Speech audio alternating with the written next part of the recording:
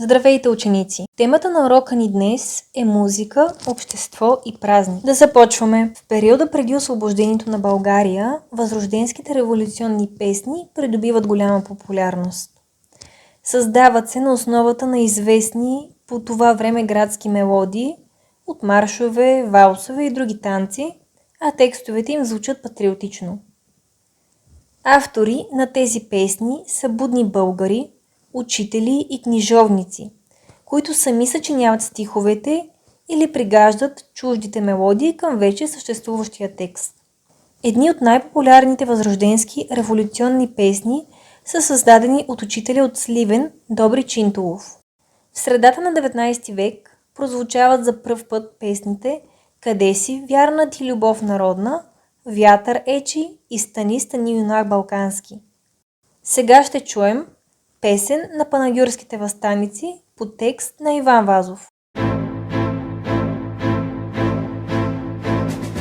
Моята страна, тук сърца ми, ето ги близо нашите душмани. Кураж, дружина, братна свободна, и не сме пекерая попкорна. Кураж, дружина, братна свободна, и не сме пекерая попкорна. Видите, братя, покес нас, вража порода, за чест и свобода, за мила рода. О, майко моя, родино мила, земя си красна, райска градина. О, майко моя, родино мила, земя си красна, райска градина.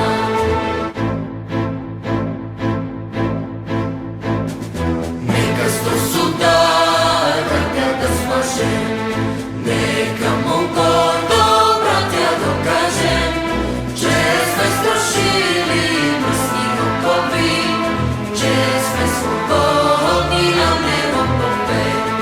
Че сме страшили мръсни окови, че сме свободни, а не ропове. Видите, братя, покес нас, вража порода, бой за чест и свобода, за мила рода. О, майко моя, родино мила, земя си красна, райска градина. О, майко моя, родино мила, земя си красна, райска градина. Сега ще чуем песента "Хаджи Димитър" по текстове на Христо Ботев, а след това ще коментираме.